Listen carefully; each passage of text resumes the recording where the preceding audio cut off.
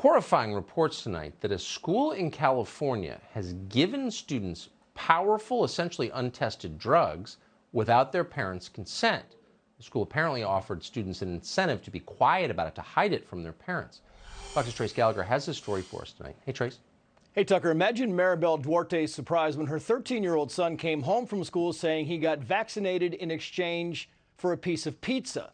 For the record, Mrs. Duarte isn't against vaccines. She's vaccinated, but her son has asthma, and she doesn't feel the vaccine is right for him. Watch. The lady that gave him the shot and signed the paper was the one that told my son, please do not say anything. I don't want to get in trouble. It hurted to know that he got a shot without my permission, without me even knowing or signing any papers for him to get this shot.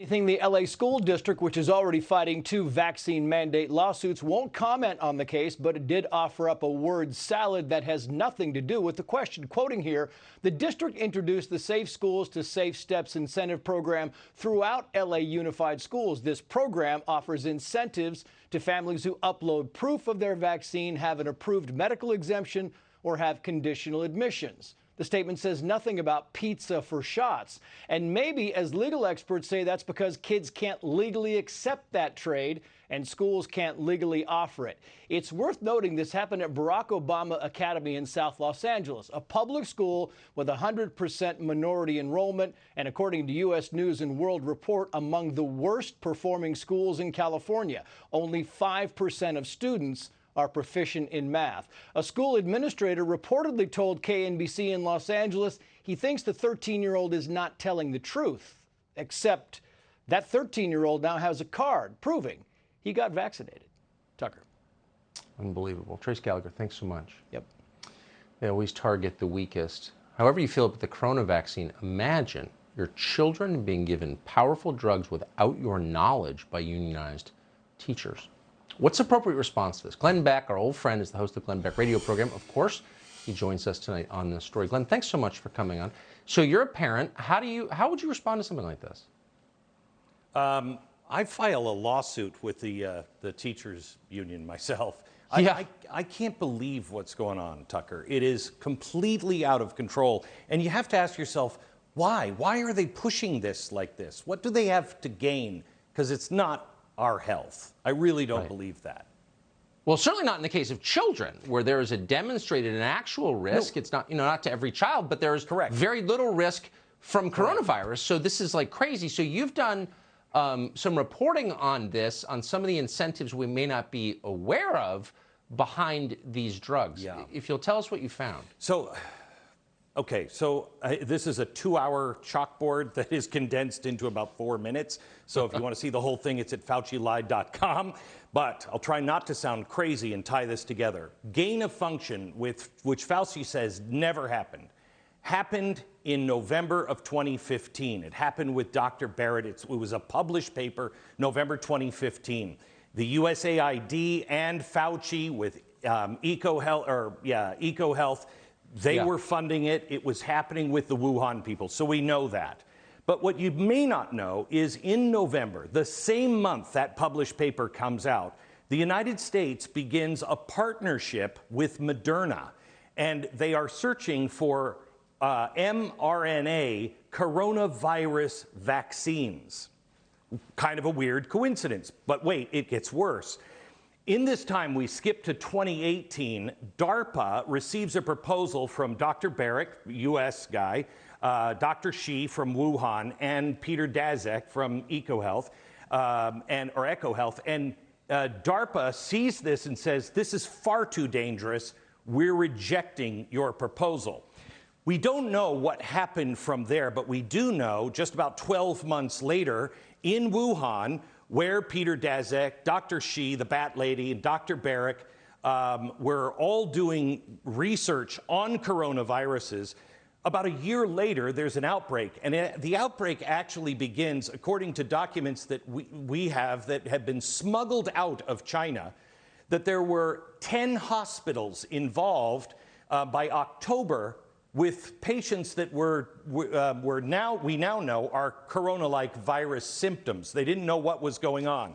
Now, that was in October. Remember, we didn't know anything about this in December. We were starting to get rumblings.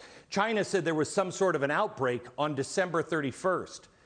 But Dr. Beck signs a government deal with Moderna. I want to read it exactly to you. This deal was made. It's confidential. It's 58 pages long. It is, if I skip to page 104, they are entering a specific private confidential agreement. The NIH appears to be transferring technology to Dr. Beck, but what they're making clear is, quote, mRNA coronavirus vaccine candidates developed and jointly owned by NIAID and Moderna. Now, this is weird because it's 2 weeks later that we know there's a problem.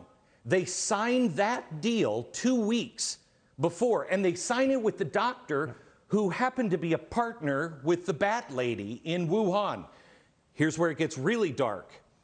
These are the same group of people that in the end of January begin to have meetings, and they shut down and begin to smear anyone who's looking into the lab leak theory.